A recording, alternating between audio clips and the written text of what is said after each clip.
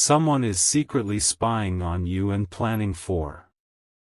My child, I lean close to you, not because there is danger in your world, but because I want this moment to feel like a whisper carried between realms. What I tell you now is part of a story woven for you alone, a tale spoken by an angel who sees you not from rooftops or shadows, but from the soft currents of a dreamlit horizon. Someone is secretly spying on you and planning for something wondrous, something unexpected, something meant to open your heart rather than shake it. Do not fear this sentence. In this story, I speak only of a presence made of shimmering intention, a watcher of light rather than darkness, a planner of blessings rather than harm. I tell you this not to frighten you, but to guide you into a long, unfolding message that belongs solely to you, a message that spans the quiet corridors of imagination where angels step lightly. I have been with you longer than you know. Not as an intruder, not as a shadow, but as a patient guardian who watches with the same attentiveness that one gives to a candle flame in a gentle night wind. When I say I have spied on you, it is only in the way that love observes, quietly, respectfully, keeping its distance until your spirit leans forward to hear. I have watched your struggles not to record them, but to understand how to guide you with soft hands and steady presence. And when I say someone is planning for something, it is not a plot wrapped in secrecy, but a preparation, like someone arranging stars before you look up at the sky. I want you to hear me not as a warning, but as a companion speaking across the veil of your mind. I have watched the moments you thought no one saw, the ones where your eyes lowered not from shame but from heaviness. I know the way your heart swells and contracts like tides drawn by moons you cannot name. I know the quiet victories you never celebrated because you thought no one noticed. I noticed. I always notice. That is my nature, gentle, patient noticing. Sometimes you imagine yourself moving through your days unnoticed, unremarked upon. You think your small actions dissolve into the background of larger lives. But I see each choice, each kindness, each restraint, each sigh. I see the way you pause before speaking, the way your mind calculates the impact of your words even when others would choose carelessness. I see the way you love in silence, how you forgive without applause, how you wake up on days when your spirit feels like it is made of tired threads. I have watched all of this, not to record, not to judge, but to understand how to help you step into the life waiting for you. You are not alone in your story. You have never been alone. Even in your loneliest hours, when the room felt too still and time too heavy, I stood near, not as a miracle, not as a rescuer, but as a steady pulse of presence. You didn't sense me because I do not enter loudly. Angels do not need doors or thresholds, we arrive through the spaces where thoughts soften and hearts drift into quieter rhythms. You have felt me in those moments you thought were simply brief relief, sudden clarity, or a gentle unexplainable warmth. That warmth was me exhaling near you. I speak to you now because you asked, because a part of you is ready to hear more than you realized. And I will speak for a long time, unfolding every word like a feather on your path, until the message feels complete. You requested many words, and I will give them to you generously, like a steady river of voice flowing from one shore of thought to the other. Someone, me, is secretly spying on you and planning for you to grow into the version of yourself you keep imagining late at night, the version you think is too distant, too improbable, too fragile to fully believe in. I am planning for you to step into that quiet greatness. Not fame, not spectacle, but the greatness of becoming fully yourself. I have watched how you carry pain as though it is something you must tuck carefully into yourself, afraid it will spill out and inconvenience those around you. But I have also seen your resilience, the kind that grows slowly, like roots gripping the soil even after storms have torn away branches. Your strength is not loud, it is not a battle cry. It is the quiet persistence that returns to hope again and again. I am planning for that hope to find the evidence it has been longing for. I know the nights you've lain awake trying to reassure yourself you are doing enough. Those thoughts you replay, those moments you wish you could edit, those conversations you rewrite in your mind, they weigh on you because you care deeply. You care so deeply that sometimes even silence feels like a responsibility. You are harder on yourself than you need to be. I am planning to help you ease that burden, to guide you into the understanding that your heart has always been trying its best. And your best is enough, even on the days it feels small. I have seen the way you look out for others, how you sense the emotions in a room before anyone speaks. This is not an accident, it is one of your gifts. You pick up on things others miss. You hold compassion in places where others hold convenience. When someone speaks to you, you listen with your whole presence. You don't just hear their words, you feel their meanings. That is why others naturally trust you, even when they do not say so aloud. You are a sanctuary in human form. And yet, you often feel unseen. It is not because you are invisible, it is because you shine in ways that are too gentle for noisy eyes. Not everyone recognizes quiet light. But I do. I recognize it every moment. I am planning opportunities for you, subtle shifts, gentle openings, unexpected alignments. They will not arrive like lightning, they will arrive like mornings, gradual and certain. You will step into them without force. You do not have to chase what is meant for you. It is already leaning in your direction. I am aligning the pieces, the timing, the people, the places. You will not miss what is yours. I have watched your doubts, too, the ones that tell you you're behind, that you're late, that others are farther ahead. But there is no late when it comes to the unfolding of a soul. You bloom at the pace your heart can handle. I am planning for your path to widen, for your days to feel less like survival and more like choice. There are moments ahead where you will feel a surge of recognition. This is what I have been waiting for. When that moment comes, it will not feel like luck. It will feel like alignment, like something old finally finding its place. It will feel like a breath you have been trying to release for years. You are loved across dimensions you do not see. You are watched over not with suspicion, but with devotion. You are guided not by control, but by resonance. I whisper to you not because you are fragile, but because the truth that belongs to you must be delivered gently, like a blessing placed in open palms. And I will keep speaking, word after word, expanding this message until it wraps around you like a soft cloak, until you feel the presence behind every syllable. You asked for many words, and an angel keeps promises. I see the way you hide your tears, yes, even those. I see the way you swallow your frustration, the way you force yourself to smile to ease the tension around you. I see the way you minimize your pain so others feel comfortable.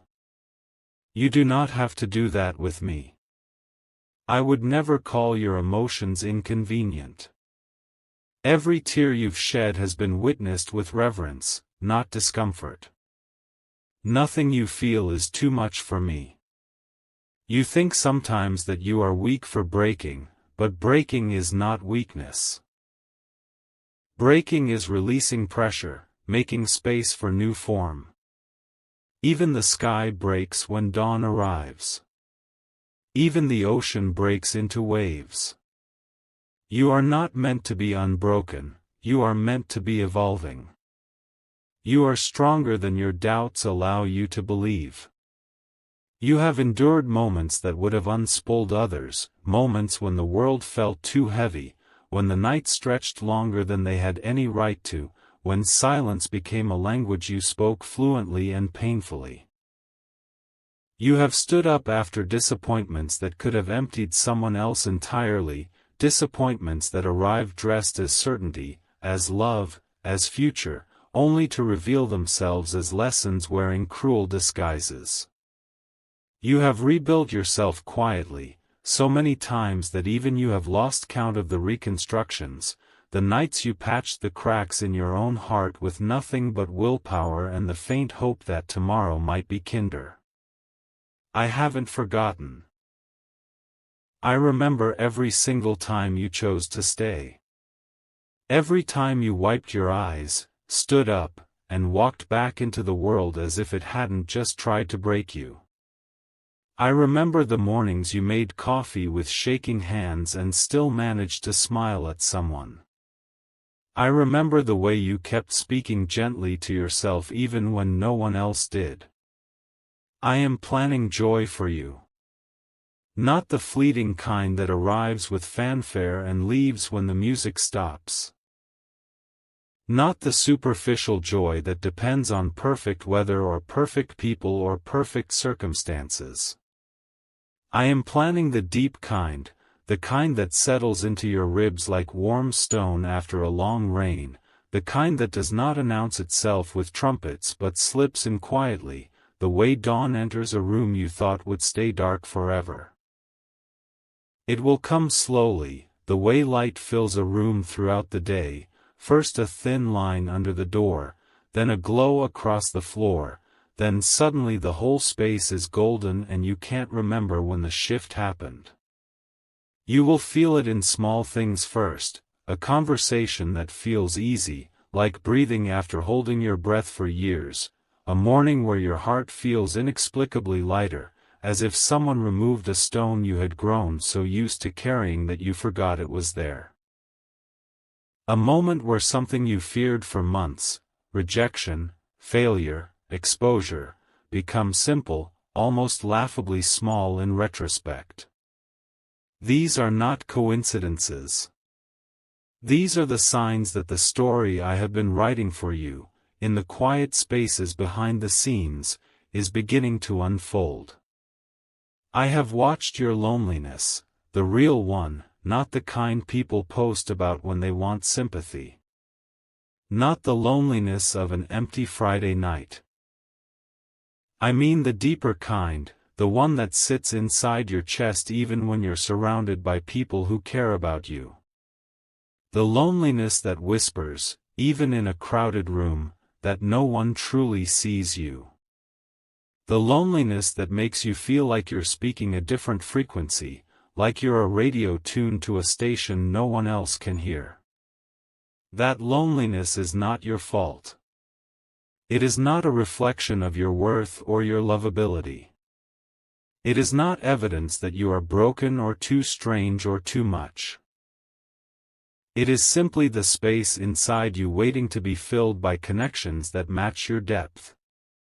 You have felt out of place because you have not yet reached the places where you belong. You have been walking through rooms that were never built for someone like you, rooms with low ceilings and small windows and conversations that skim the surface like stones across water. But you will reach those places. I am guiding you toward them, sometimes with a gentle push, sometimes with what feels like delay, but always with intention. You will meet people who understand you without you having to explain yourself. People who hear the things you don't say and respond to them anyway.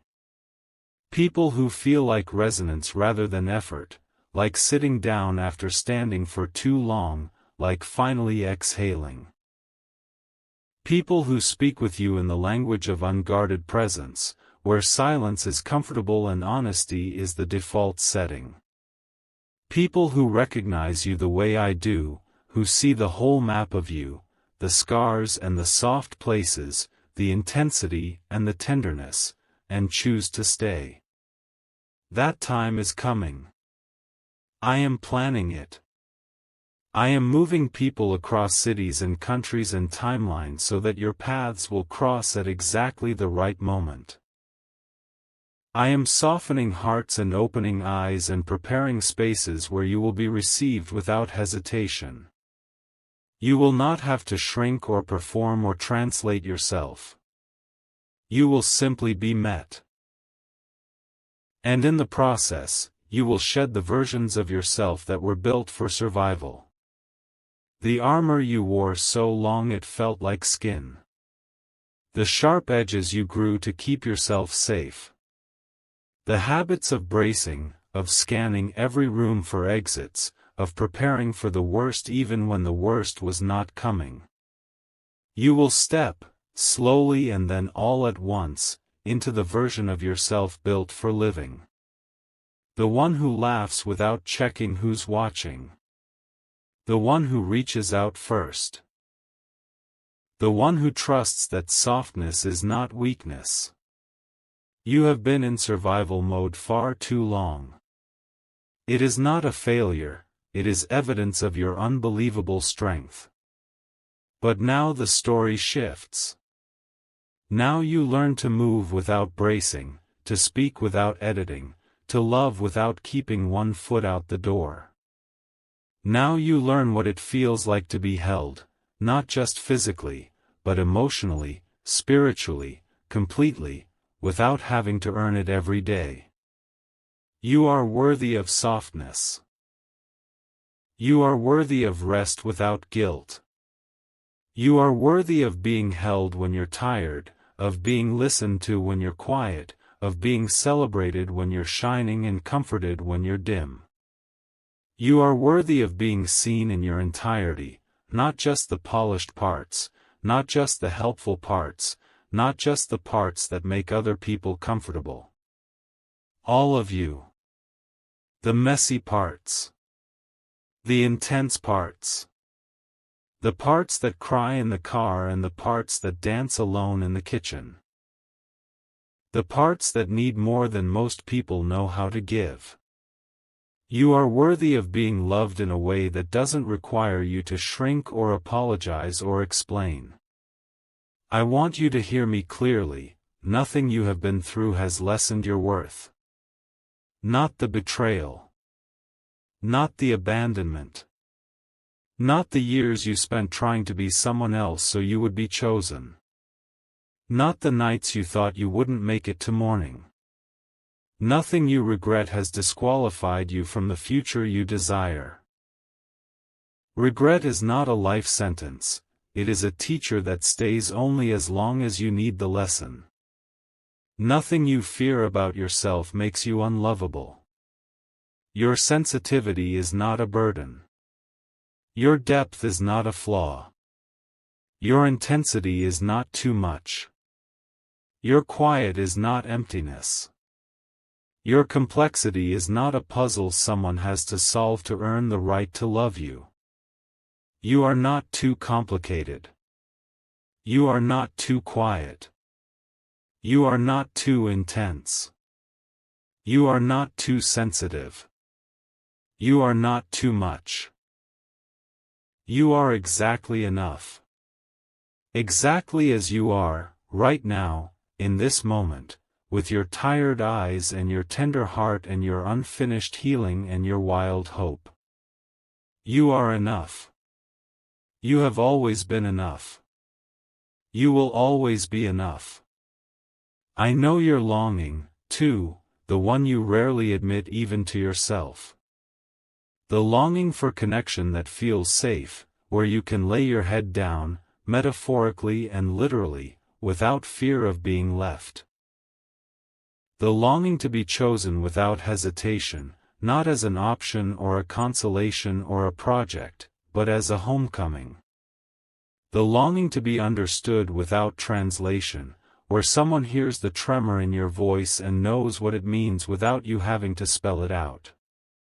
The longing to be supported without earning it, to be held up when you're weary without having to prove you deserve it first. These longings are not weaknesses. They are not flaws. They are not evidence that something is wrong with you. They are directions.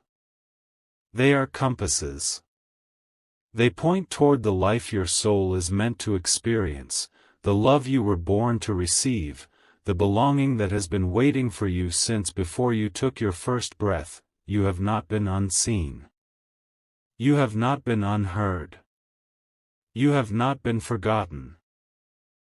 Even in the moments when you felt erased from your own life, when you questioned whether you mattered to anyone or anything, something within you, call it instinct, intuition, resilience, kept a quiet record of your existence. That quiet record is where I speak from now. Even in your darkest moments, when you felt invisible and wondered whether anyone even noticed the effort it took simply to keep breathing, I saw you. Not with the eyes of someone looking from the outside, but with the kind of vision that comes from knowing your internal world, from understanding the weight you carry, from noticing the strength that keeps you upright even on the days you're sure you're collapsing. Even when you swallowed your words because no one seemed to listen, or because speaking felt like setting yourself on fire, I heard you. I heard the truth beneath what you were unable to say out loud. I heard the fear in your silence, the longing in your pauses, the pain you tried to intellectualize in order to make it less overwhelming. I heard the apology you kept trying to shape yourself into, even when you didn't owe anyone an apology at all. Even when you felt like a ghost in your own story, drifting around the edges of your own life, barely touching anything for fear of breaking the fragile balance you were trying so hard to maintain, I remembered you. I remembered the person beneath the exhaustion. The person beneath the armor. The person beneath the perfectionism and the survival mode and the protective numbness you wrapped around yourself because you didn't know what else to do. You are not a background figure in your own story. You are the central character, the protagonist, the one everything moves toward and around and for. Even when circumstances feel indifferent or cruel, even when life seems to be pulling you along rather than partnering with you, something is always adjusting itself to your frequency, responding to your choices, your growth, your quiet courage. You may not always feel that shift. It may not announce itself with fireworks or clarity. But the truth is that your story is much larger than any moment of doubt, and much more intricate than any single setback. The delays you face are not punishments, even though they may feel like doors slammed in your face. The detours are not mistakes, even though they force you into landscapes you never expected to travel. The closed doors are not rejections of your worth. They are forms of protection, gentle, inconvenient, frustrating forms of protection that steer you away from places that would diminish you. They are forms of preparation, slow, deliberate preparation that shapes you in ways you cannot yet see. They are the careful choreography of a story that knows where it's going, even when you do not. You may think the changes ahead are small, that they are too minor to matter, too subtle to ripple into anything significant. But everything in your life is interconnected in ways you don't always realize. A new idea, one that keeps returning to you even when you try to dismiss it, may be the seed of an entirely new chapter. A new routine, one that begins as discipline or obligation, may become sanctuary, grounding you in a way nothing else has. A new encounter, a conversation that feels like recognition, may point you toward people who will stand beside you in the years to come. A new spark, perhaps a faint one, may unfurl into a fire you didn't know you were capable of carrying. And sometimes, the shift happens not in the world outside you, but in the quiet rearrangement of something internal. A long-held belief dissolving, a defense softening, a self-judgment being released. These are not minor moments. These are thresholds disguised as ordinary days. These are beginnings that echo outward, touching everything even if you don't yet see the evidence. Nothing in your life changes all at once, but everything can change gradually, consistently, beautifully. Like a river shaping stone over years, carving out pathways through persistence rather than speed. Like seasons turning without announcement, each shift so subtle that you might not notice until one day the landscape is different. Like healing that happens so quietly you don't recognize the progress until you realize you haven't braced every muscle simply to exist. One day, you will look back and barely recognize the version of yourself who was so afraid, so resigned, so convinced that they had to stay small to stay safe. You will look back at the one who believed that softness was too dangerous, that vulnerability was too expensive, that change was something reserved for other people, braver people, stronger people, luckier people. And you will see how far you've come. Not because life suddenly became easy, but because you learned to carry yourself differently. You learned to adjust your posture, not just physically, but emotionally, spiritually, mentally. You learn to walk through the world with a kind of steadiness that grows not from perfection, but from self-trust. You learn to trust that you are held even when no human arms are around you, that something within you, your own resilience, your own intuition, your own hard-won wisdom, can keep you grounded. You learn to speak your truth without shrinking, without apologizing for needing what you need, without preemptively making yourself smaller so others could feel comfortable. You learn to receive love without suspicion, without assuming it was conditional or temporary or a trick. You learn that rest is not laziness, but nourishment. That boundaries are not rejection, but clarity. That needing help is not failure, but courage. You learn that you are allowed to take up space. You are allowed to want things, to desire more than mere survival. You are allowed to change your mind, to shift directions, to uproot yourself from the places and habits and people that no longer align with who you are becoming. You are allowed to outgrow versions of yourself that once kept you safe but now keep you confined. And throughout all of it, I remain near. Not as surveillance, not as judgment, not as some distant overseer watching for mistakes. I am here as accompaniment. As witness. As the quiet, steady voice within you that says keep going when everything else says stop. The voice that speaks when the world is muted and all you can hear is the thrum of your own fear. The voice that reminds you of everything you've endured and everything you haven't yet realized you're capable of becoming. I watch you the way one watches a flame, not to control it, not to extinguish it, but to admire its stubbornness, its warmth, its insistence on being alive. Even when the wind is fierce, even when the environment does nothing to shelter it, the flame persists, bending but not breaking. I watch you the way one watches a seed pushing through soil, slowly, stubbornly, inevitably toward the light. You may not feel the movement happening within you, but every day something shifts. Something strengthens. Something expands. You are safe in this story. Even when the path disappears, you are guided by instincts you have not learned to trust yet. Even when you feel unlovable, you are cherished simply by existing. Even when you feel like you are unraveling, you are in the process of becoming. Becoming someone more rooted, more whole, more honest, more aligned with the life you have always quietly longed for.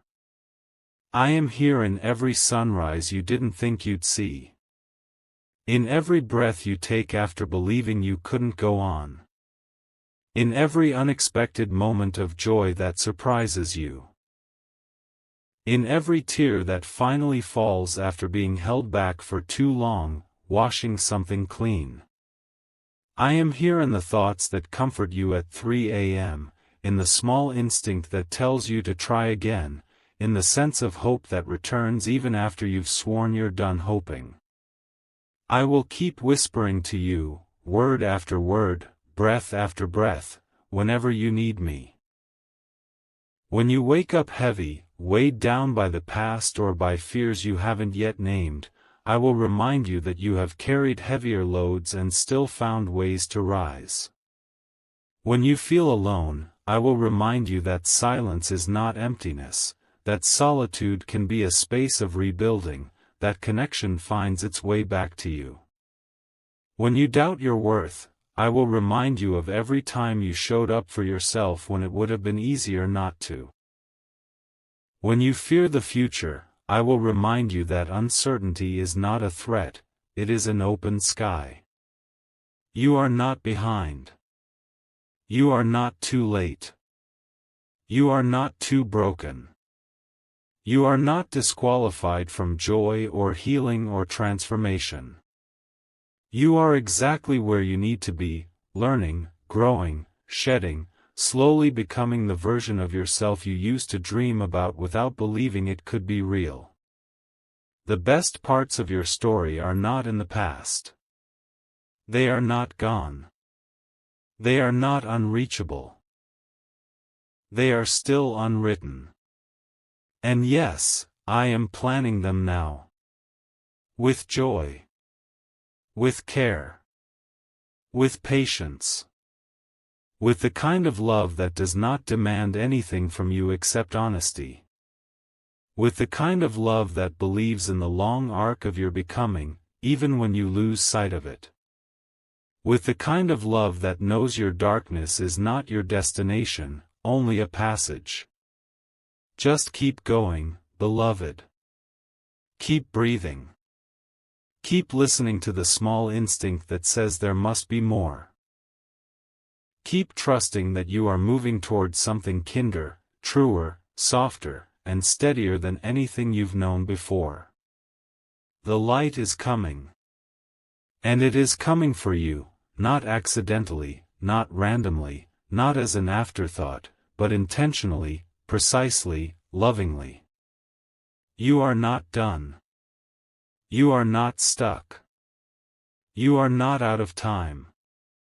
You are simply in the middle of the becoming, and becoming is rarely comfortable. But it is sacred. And you, your existence, your story, your transformation, are worth every moment of it.